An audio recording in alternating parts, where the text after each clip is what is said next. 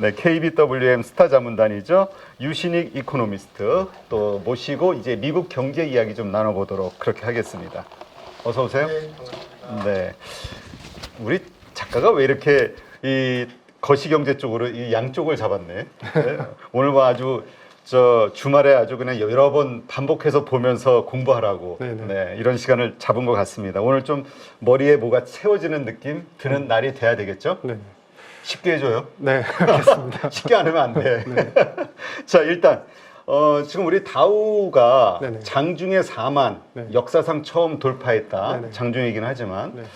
이거 의미 둘만한 얘기입니까?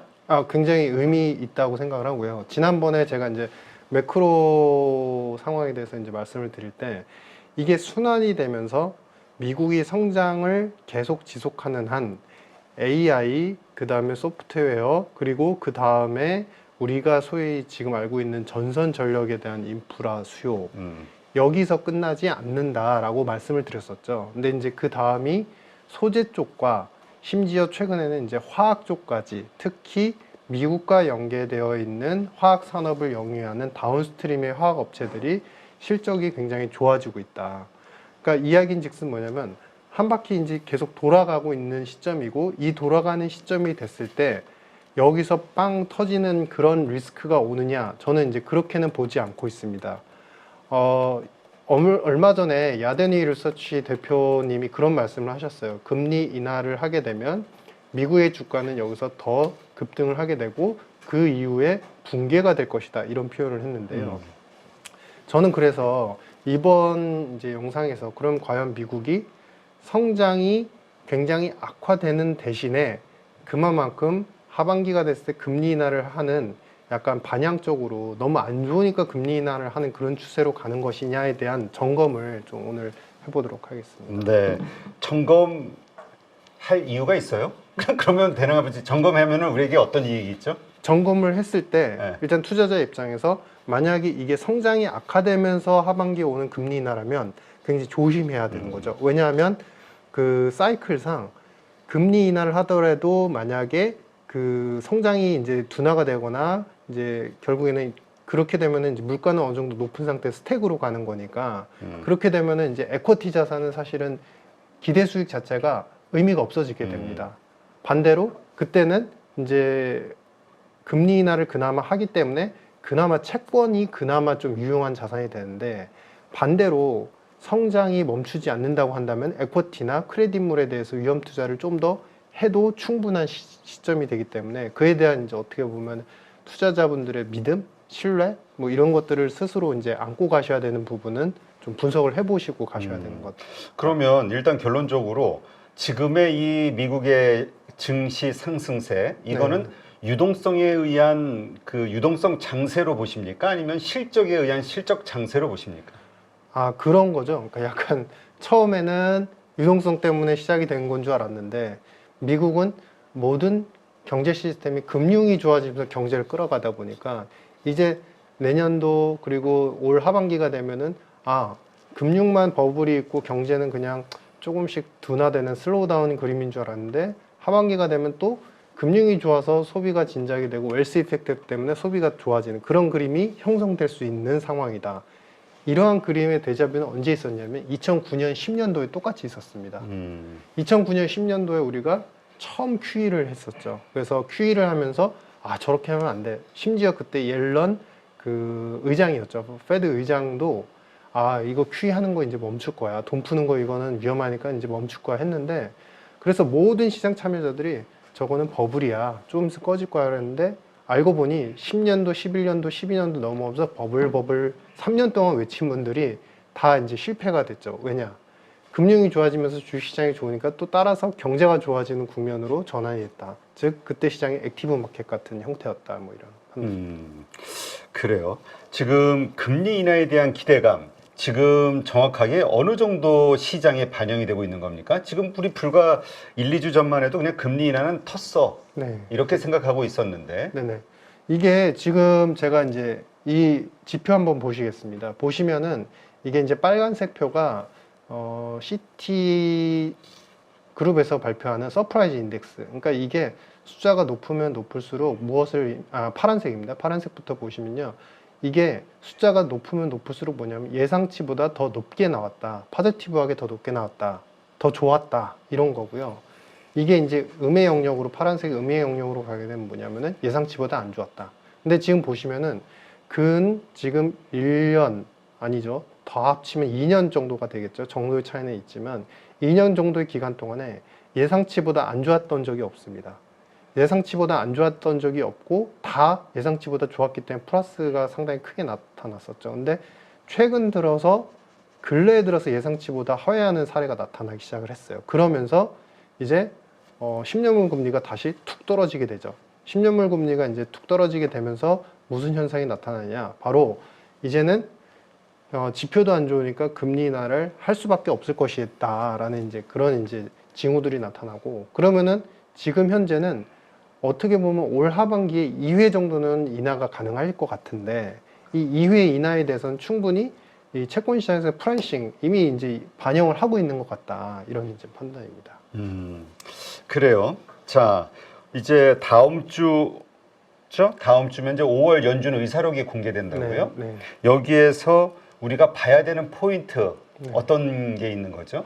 그 의사록에서 얼마나 이번에는 또 시장의 달래기의 이야기를 하느냐. 지금은 연준 의사록 FOMC 위원들도 그러고 파월 의장도 사실 회의를 하기 전에는 상당히 매파적이고 무서운 말들을 말씀들을 많이 하세요. 근데 당장 약간 카멜레온 같이 회의에 들어가면은 물가가 조금 주춤해지면은 경기가 안 좋아질 수 있으니까 경기 부양을 위해서 뭔가 좀 비둘기적인 스탠스를 보이는 그런 경향성을 보이고요. 그리고 물가가 조금 이제 더디게 떨어지더라도 최근처럼 시장이 좀 약간 한 달 전쯤이었죠. 한 달 전쯤에 안 좋았을 때는 물가 자체가 떨어지는 속도가 더디긴 하지만은 내수 물가 특히 부동산이라든지 렌트비 같은 경우는 완만하게 하향 안정화되고 있으니까 괜찮아요. 달래기 수법으로 들어간다는 말이죠. 그래서 저는 이번에도 지금 기조적으로 보면 제가 판단컨대 22년도에 물가 급등 기조와 그 물가 급등 때문에 미국 경제를 망가뜨리는 구조적 리스크는 이미 거의 다 지나갔습니다. 내수 물가가 안정화되기 때문이고요. 물론 이제 외부에서 전쟁이 또 발생하고 뭐 리스크들이 있어가지고 유가가 급등한다. 그런 리스크들은 일부 남아있긴 한데 이미 그거는 많이 지나갔거든요. 그래서 지금 여기서 물가를 가지고서 금리 얘기를 하고 금리 얘기 가지고서 그래서 시장이 버블이 있기 때문에 이것이 꺼질 수 있다. 이런 논리로 접근하시는 분은 약간 올드 패션드하다. 오히려 지금은 미국이 성장을 계속 할 거냐 안 할 거냐에 초점을 계속 맞추셔야 된다. 이런 판단입니다. 그리고 그 성장을 할 것이라고 일단 우리 유신익 박사는 네네. 그렇게 믿으시는 거잖아요. 네. 일단 첫 번째 그렇게 믿는 네. 근거는 뭡니까? 이 차트로 보겠습니다. 너무 훅 들어간다. 네, 제가 숫자로 말씀드리는 게 오히려 이제 우리 시청자님들 너무 스마트하셔가지고 말로 말씀드리면은 숫자 근거를 대라 이러셔서 왼쪽 그래프를 보시면요, 지금 코어 서비스 인플레이션이 서서히 떨어지고 있어요. 떨어지고 있습니다. 지금 빨간색 그래프 보이시죠? 서서히 떨어지면서 이게 파월 의장이 얘기한 물가의 기조적인 트렌드는 이제 더 이상은 급등이 아니라 완화 기조로 가고 있는데 속도가 더딜 뿐이다. 이런 이제 로직하고 연결이 되는 것이고요. 이와 동시에 서비스 인플레이션이 떨어지니까 이제 6개월 정도 선행하는 웨이지 그로스, 임금의 상승률 자체도 떨어지고 있죠, 서서히. 이 임금의 상승률이 떨어지니까 경제는 당연히 작년도 대비해서 모멘텀이 약화가 되는 게 사실입니다. 그런데 이걸 스택으로 표현할 만큼 일부에서 이번 GDP 1.6% 나온 걸 가지고서 지금 시장은 굉장히 성장이 더뎌지면서 서서히 스택으로 가고 있다. 물가는 떨어지지 않는 스택으로 가고 있다. 이런 표현을 하기에는 아직도 웨이지 그로스, 임금 상승률이 4.5%대까지 나오고 있습니다. 즉, 이야기는 뭐냐면은 과거 역사적인 평균을 놓고 봤을 때 우리가 20년도 전 시점을 정상화 시점이라고 봤을 때 3% 정도 상승률이 나왔었거든요. 임금 상승률이. 근데 아직도 그를 상회하고 있어요. 그를 상회하고 있기 때문에 전반적으로 미국이 끌어가는 웨이지 그리고 그로 인한 소비 이런 패턴들은 아직 깨지지 않았다. 잠시 멈출 뿐이다. 근데 우리는 이 임금 상승률이 그러면 계속 떨어지면 어떻게 돼? 나중에 성장은 결국에 약화되잖아. 이쪽에만 또 초점을 맞추시는데 이거는 미국의 가계소득의 구조를 살펴보시면 금융소득과 렌탈소득에 의한 소득 비중 자체가 15% 이상을 차지하기 때문에 여기서 설령 상승률이 좀 줄어도 렌탈 쪽에서 금융소득에서 계속적으로 이제 메이크업이 되면은 그다지 이렇게 충격이 있지 않은 서서히 횡보하는 그림의 상승, 그러니까 성장 흐름이 보인다라고 보여집니다. 네, 그 좀 이해하기 쉽게 네네. 이렇게 얘기하시는 분들이 있어요. 이게 맞는 건지 좀 봐주시면 네네. 그냥 어쨌건 지금 성장이라는 것을 통해서 네. 미국 국민들의 자산 혹은 재산을 늘려줘야 되는 게 지금 네. 바이든의 입장이고 왜 네. 선거가 있으니까. 네네. 그래서 연말 선거 때까지는 어떠한 식으로이든 그것이 유동성의 문제이든 아니면 뭔가 그 보조금을 통해서든 계속해서 이 성장 기조를 살릴 수밖에 없다. 네. 네. 이렇기 때문에 올해 말까지는 주식 투자, 자산 투자를 해볼 만하다. 이렇게 생각하시는 분들 생각 네. 맞습니까? 일부 개연성이 있다고 생각을 하고요. 어찌됐든 이제 항상 우리 여론조사를 보면은 미국에서도 마찬가지입니다. 대선 전후 전 6개월치가 되게 중요해요. 경제 성적 지표 상으로 봤을 때. 그러면은 그동안의 물가에 대해서는 이미 바이든 입장에서도 데미지를 많이 받았기 때문에 결국 포기 못하는 성장에 대해서 신경을 쓸 수밖에 없는 거고, 그러면 바이든이 과연 성장을 신경을 많이 쓸까 잘 고민해 보시면요. 뒤늦게 바이든 정부가 뒤늦게 그동안 밀어놨던 정책들을 마구 최근에 쏟아넣기 시작합니다. 물론 세부적인 사안 중에 하나이지만 그 예전에 바이든 정부가 처음에 취임을 할 때 바이든이 그런 발표를 했었어요. 우리가 대마와 관련되는 것을 의료용으로 합법화하겠다라는 이제 정책들을 발표했는데 그와 관련되는 이제 인구 종사자도 굉장히 많습니다. 근데 그것을 거의 근 3년 동안 처음에 발표하고 완전히 잊고 있다가 최근 들어서 그걸 갖다가 다시 적극적으로 추진하는 모습을 보이고 있고, 두 번째는 그 최근에 바이든도 어쩔 수 없었나 봅니다. 최근 들어서 우리 그 셰일 오일을 갖다가 이제 채취해가지고 그것을 이제 우리가 석유화 해가지고 퓨엘 오일 이런 것들로 이제 판매를 해가지고 오일 판매를 하게 되는데 그 땅을 국가에서 보통 임대를 해주거든요. 네. 임대를 해서 거기서 이제 채취를 해서 기름을 파는 겁니다. 근데 그 최근 정책상 이 임대해주는 땅의 면적 자체가 좀 넓어지기 시작했어요. 즉 이야기는 뭐냐면 바이든 정부에서도 어쨌든 최근에 경제가 좋고 수요가 굉장히 좋으니까 원유나 에너지 수요에 감당을 시켜주기 위해서 어느 정도 보조적인 정책을 취하고 있다. 그리고 마지막으로 지금 말씀하신 핵심 사항 중에 하나가 뭐냐면은 미국은 금융자산이 가계의 거의 70%, 80%를 차지합니다. 근데 네. 거기서 주식 자산이 거의 60% 가까이 육박을 하거든요. 그렇기 때문에 에쿼티 마켓에 대해서는 계속적으로 노력을 하고 있고, 그것에 대해서 표면적으로 말은 안 하죠. 연준도 말을 안 하죠. 선거 앞두고서는 뭔가 노력을 한다는 말은 안 하죠. 하지만 달래기의 어떤 스테이트먼트가 너무 계속 반복이 되고 있으면 우리는 당연히 연결고리를 지어서 의심할 수밖에 없다. 뭔가 경기와 시장 자체를 좋게 만들려는 의중이 좀 있구나. 이렇게 해석할 수 있는 거죠. 근데 그런 의중이 있다. 그러면 이제 성장을 위해서 필요한 여러 가지 정책들 이런 것들을 막 끄집어내야 되는데 네네. 최근에 일어나는 현상들을 보면은 중국의 어떤 대중 규제, 네네. 뭐 관세 부과라든가 네. 그것도 파격적으로 뭐 4배씩 인상한다든가 이러한 갈등 구조를 만드는 거, 이게 물론 트럼프 때문에 선거 전략상 필요하다는 의견, 이거는 네. 인정. 네네. 근데 문제는 이러한 것들이 네. 성장을 원하는 바이든 정부의 그 목표에 네. 도움이 될 것이냐, 네. 오히려 좀 마이너스 요소가 되지 않겠냐. 그러니까 이것이 실제 실현될 어떤 그 정책으로 봐야 되냐, 아니면 그냥 엄포용이냐, 네. 이것도 좀 헷갈려요. 일단 실제 그 시행될 정책으로 보시는 게 맞을 것 같고요. 이미 이제 바이든 정부는 처음 취임을 한 직후부터 오히려 트럼프보다 더하면 더했지 덜하지 않았습니다. 관세부터 시작해서 인권 문제까지 거론하면서 아예 수입을 금지하는 금수 조치까지 하고 여러 가지 정책을 취했는데, 관건은 뭐냐면 2015년도 이후부터 미국의 입장에서 계속적으로 중국에도 어느 정도 수출을 해가지고 무역 수지를 갖다가 좋게 만드는 그런 영향력, 그로 인해서 미국 경제가 버티는 그러한 프레임에서 이미 굉장히 많은 부분이 벗어났다라는 거죠. 그러니까 미국이 더 이상은 관세 부과를 통해서 자국의 기업들이 예를 들어서 중국에서 사오는 물건 아니면 중국한테 파는 물건 이런 것들이 막힘으로 인해서 자국의 기업들의 체력이 약화될 정도까지는 아닌 상태다. 이미 안착이 좀 되었다라는 것이고 앞에서 말씀하신 그 트럼프를 인식하여서 더 강한 대중 압박 정책을 시행하는 거 인정 이런 말씀하셨는데 아마 그게 굉장히 클 겁니다.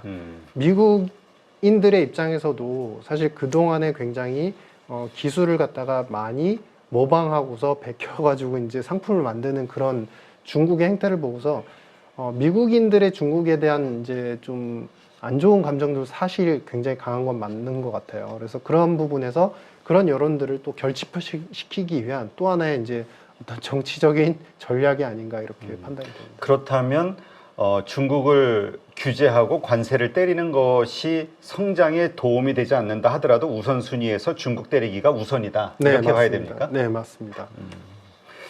그렇군요. 그렇다면 이제 우리가 그러한 중국 때리기에서 빚어지는 그 산업 혹은 섹터에 우리가 연관돼 있는 기업이나 투자할 만한 곳들이 어디가 있는지 이렇게 보는 시각 네. 이것도 필요할 수 있겠네요. 네, 그렇죠. 그러니까 어떻게 보면은 우리가 중국은 거대 산업 중에서 가장 핵심이 되는 산업이 아무래도 화학 산업이지 않습니까? 화학을 굉장히 값싼 원재료를 통해서 자신들의 화학 제품을 생산을 해서 그걸 갖다가 이제 각국에 수출을 하기도 하고 그것이 산업용으로 쓰이기도 하고 소비재, 뭐 의류용으로 쓰이기도 하는데 이런 부분에서 우리가 자체적으로 공상 생산 설비를 갖고 있다든지 아니면 기업들이 아웃소싱 국가들을 어느 정도 이렇게 섭렵을 해가지고 자국, 중국이 아닌 다른 국가에서 화학 관련되는 생산 설비를 가지고서 생산할 수 있는 경쟁력 있는 기업들은 우리나라 기업들 중에서도 굉장히 앞으로 실적이라든지 매출이 좋아질 가능성도 충분히 존재한다 이런 판단입니다. 네. 자, 그러면 미국 증시로 다시 좀 돌아가 보겠습니다. 어제 월마트 1분기 실적이 상당히 잘 나왔나 봐요. 네, 급등이 나왔는데 일단 좀 뭐라 그럴까요?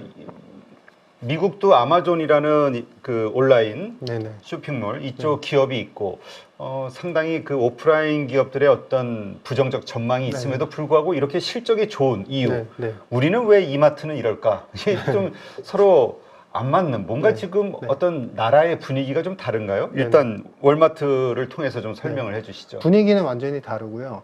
S&P 500에 들어가 있는 기업들을 섹터 업종별로 구분을 했을 때 이익의 성장률이 어땠는지 한 번만 체크를 해보겠습니다. 보시면 통신 서비스가 43% 증가를 했고요. 전년 대비입니다. 그 다음에 임의 소비재가 이건 소비재 관련되는 이제 섹터라고 보시면 되는데 산업군인데 여기가 26% 증가했고요. 정보기술이 23%, 유틸리티 우리가 전력과 관련되는 이제 전선 전력과 관련되는 부분의 가스 이런 부분들이 23%, 금융이 11%, 에너지 10%, 산업 7%, 그 다음에 부동산 6%, 필수 소비재까지 4%. 안 좋았던 쪽이 소재하고 건강관리 쪽이 좀 안 좋았습니다. 그러니까 지금 안 좋았던 쪽이 거의 산업군으로 봤을 때 두 개 산업 외에는 모두 다 전부 다 좋았었거든요. 그러니까 어찌 보면은 미국이 소비를 하는 부분에서 온 오프라인에서 계속적으로 미국의 가계 소득이 증가를 하다 보니까 온 오프라인의 소비가 꾸준히 늘어남과 동시에 그와 별개로 산업 쪽에서는 그동안에 우리 BBB 법안 기억하시죠? 인프라 투자에 대해서 계속 정부가 지출을 해주다 보니까 산업 부분에서도 계속적으로 경쟁력이 있는 기업들은 계속 이제 성장이 지속이 되었었다. 그러니까 결국에는 지금 우리가 시장을 좀 놓고 보시면요. 연결해서 이제 오른쪽 표 한번 보시겠습니다.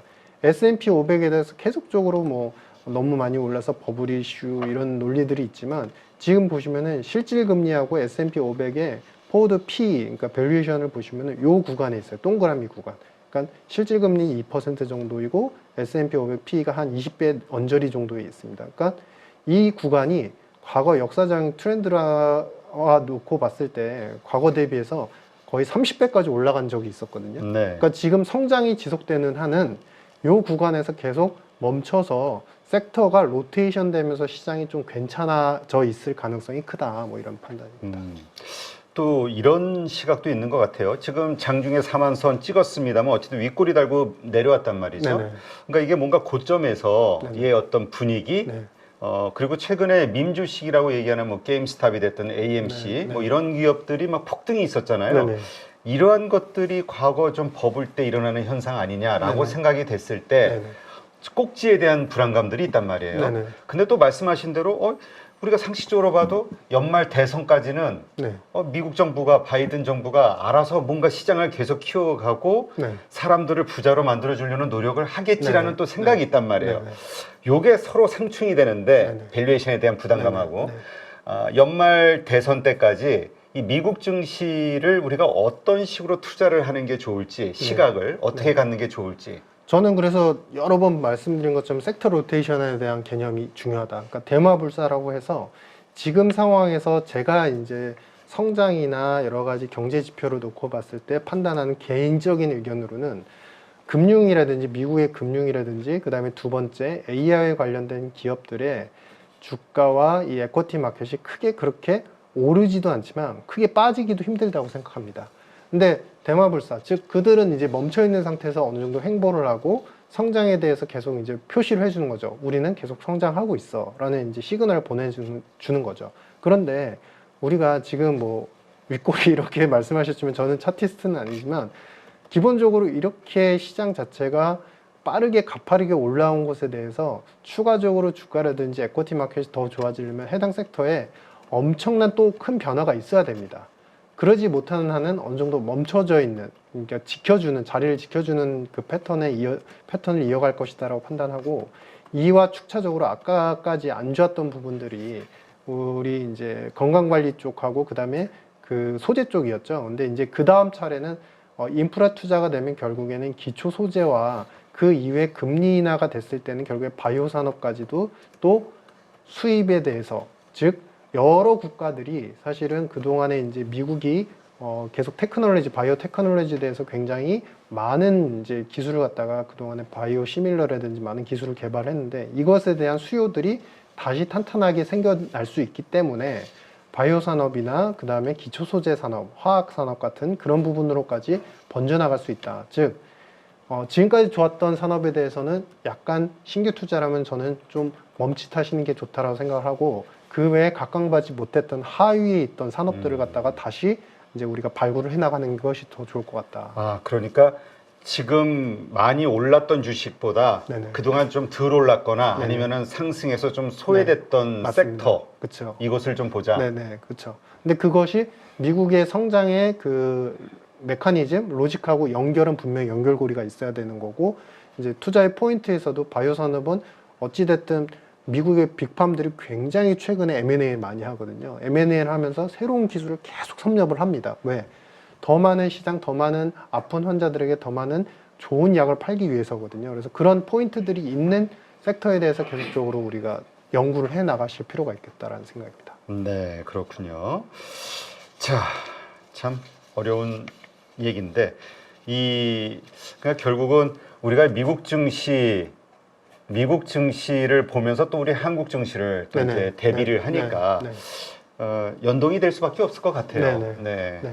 때로는 뭐 디커플링 되기도 합니다만 네네. 어쨌건 미국 증시가 계속 상승하는 어떤 움직임이 나온다면 연말까지 우리도 네네. 합리적으로 우리 증시도 연말까지는 좋을 수 있을 것이다 이렇게 볼 수도 있는 거겠죠. 네, 어느 정도 개연성은 있다고 생각합니다. 물론 이제 우리나라는 원체 미국과 다르게 미국은 원체 뜨거운 체력을 갖고 있지만 우리는 좀 아주 뜨거운 체력은 아니지 않습니까? 그래서 성장이 되는 이제 산업군은 괜찮지만 전통 제조업은 좀 힘들었고, 근데 다만 제가 이제 그래도 긍정적인 뷰에 대해서 말씀드린 이제 중요한 근거 지표를 하나 보여드리겠습니다. 최근에 성장률이 주춤하고 그 다음에 이제 주가는 버블인 상태처럼 보이다 보니까 스태그를 이야기하면서 이제 아까 말씀하신 꼭지, 버블 뭐 이런 논리가 많이 이제 작동을 하는데요.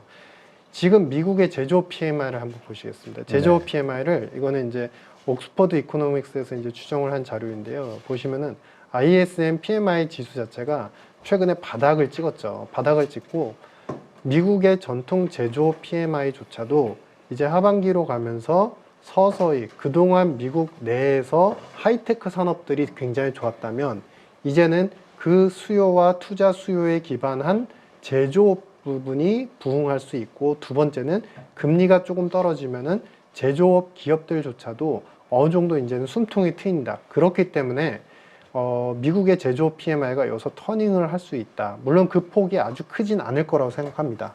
그러면 우리가 항상 역사적으로 봤을 때 제조업, 우리가 ISM 지수라는 제조업 지수가 올라갈 때는 미국 시장과 그 다음에 신흥국 시장이 그렇게 나빴던 적이 없어요. 그러니까 네. 즉 그동안에 어떻게 보면은 미국은 막 열심히 굉장히 그 고품질의 운동화를 갖고 막 달렸어요. 근데 이 운동화가 이제 서서히 많이 다르니까 그 다음에 이제 이 운동화가 벗겨지면은 이제 끝날 줄 알았는데 알고 보니까 그 다음 타자로 우리가 더 좋은 신발을 지금 스스로 구비해 놓고 있었던 거예요. 그러니까 그 다음 타자가 바로 뭐냐면 이제 제조업이 조금 터닝을 할 수 있는 신호다. 그렇기 때문에 그를 기반으로 한다고 해도 역시나 저는 이제 우리가 경쟁력이 있는 화학 산업들, 소재 산업들이 좋을 것 같다라고 말씀드렸는데 이런 부분도 같이 연구를 해 보시면 좋을 것 같습니다. 네, 알겠습니다. 그러니까 하여튼 우리가 지금 막 오르고 있는 주식들은 계속 또 오를 것 같은 어떤 느낌적 네네. 느낌. 네네. 네. 그러다 보니까 이제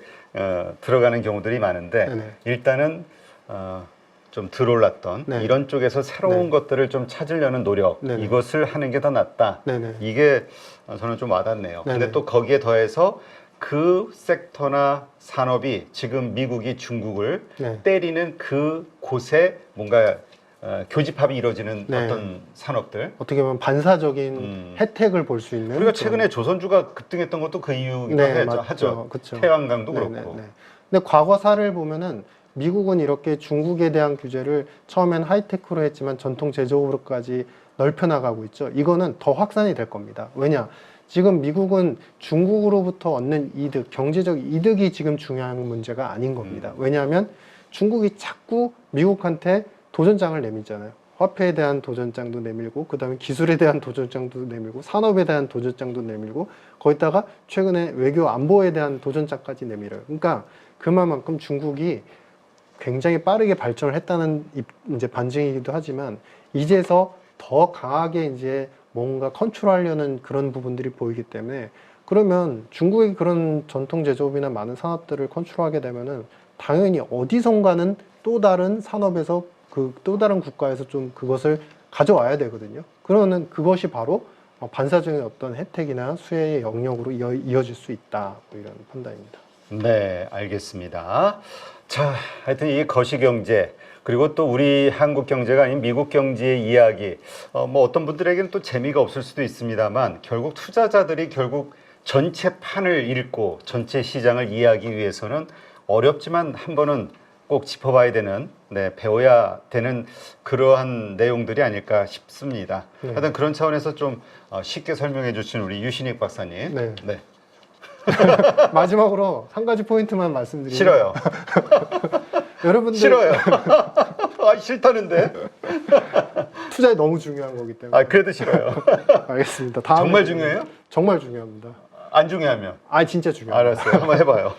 우리가 실질 이자율이 지금 미국 2% 나온다고 그랬죠. 근데 우리가 투자에 대해서 조심하거나 아니면 스태그르라는 거를 갖다 어느 정도 받아들일 때가 언제냐면 실질 이자율보다 미국의 실질 성장률이 많이 다운그레이드 될 때, 즉 2% 이하로 빠르게 떨어질 것 같은 것이 확신될 때, 그때는 분명히 조심을 하셔야 됩니다. 그 포인트가 모든 성장과 투자에 있어서 가장 중요한 매개점이다.